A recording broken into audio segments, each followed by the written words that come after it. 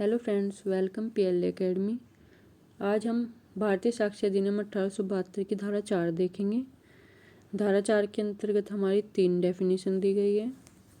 उपधारणा कर सकेगा, मे परज्यूम, उपधारणा करेगा, शैल परज्यूम, और निश्चायक सबूत, कंक्लूसिव प्रूफ। उपधारणा का अर्थ क्या है? किसी बात को सत्य मानना। जब न्यायालय किसी तथ्य के अस्तित्व को मान ले तो इसे उपधारणा करना कहते हैं। उपधारणा के प्रकार: तथ्य की उपधारणा, विधि की उपधारणा, तथ्य या विधि की मिश्रित उपधारणा।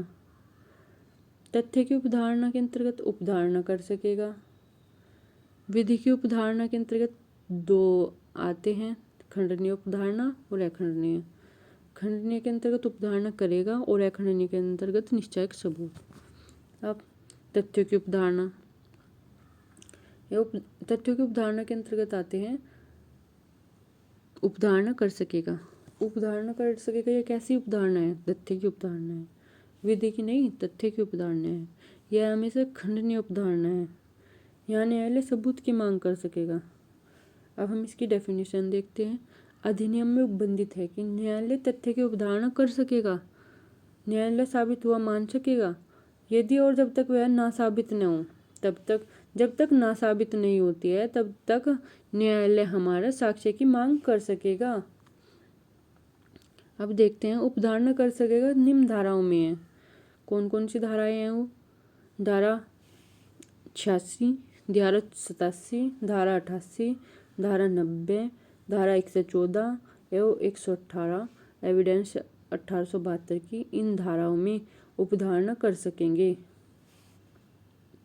अब आती है हमारी उपधारणा करेगा शैल परज्यूम। शैल परज्यूम हमारी एक विधि की उपधारणा है। विधि की उपधारणा है। इस अधिनियम में निर्देशित किया गया है कि तथ्य की उपधारणा करेगा, न्यायालय साबित हुआ मानेगा, यदि वह जब तक ना साबित न कर दिया जाए। तब तक न्यायालय साबित हुआ मानेगा जब तक वह ना साबित न कर दिया जाए। उपधारणा करेगा के 2 मुख्य बिंदु हैं। नंबर 1, न्यायालय किसी तथ्य की उपधारणा करेगा। नंबर 2, वह न्यायालय ऐसे तथ्य को साबित मानेगा जब तक वह नासाबित नहीं किया जाता। तब तक न्यायालय ऐसे तथ्य को साबित मानेगा जब तक वह नासाबित नहीं कर दिया जाता। अब उपधारणा करेगा शैल परज्यूम, यह विधि की उपधारणा है। उपधारणा करेगा विधि की उपधारणा है, कृत्रिम उपधारणा है, खंडनीय उपधारणा है।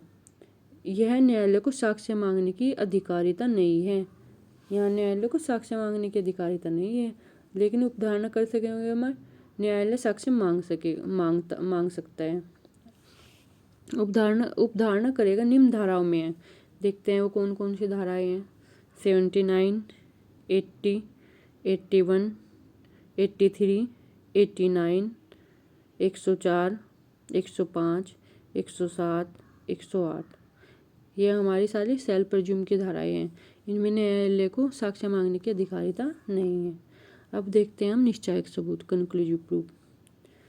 जब तथ्य अन्य का निश्चायक सबूत घोषित किया गया हो इस अधिनियम द्वारा, तब तक उस तथ्य को साबित हो जाने पर अन्य तथ्य को साबित माना जाएगा। उसके खंडन की अनुमति नहीं है। जब एक तथ्य साबित हो जाता है तो दूसरे तथ्य को अपने आप साबित माना जाएगा, उसका खंडन नहीं किया जा सकता।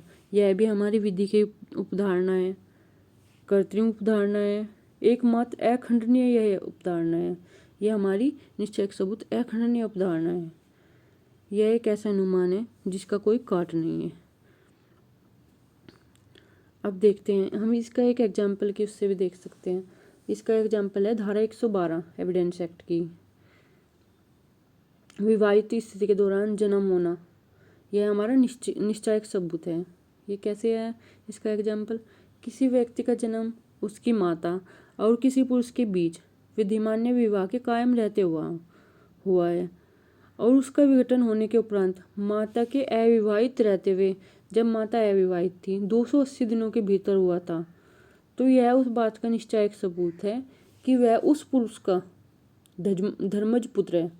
ये एक हमारा निश्चायक सबूत है कि ये उसका ही पुत्र है जब 280 दिन के अंतर्गत हुआ है और वह अविवाहित थी औरत। तो ये उस पुरुष का ही बच्चा है। तो ये धर्मज, यह उस पुरुष का धर्मज पुत्र है। यह हमारा निश्चयक सबूत है। Thank you.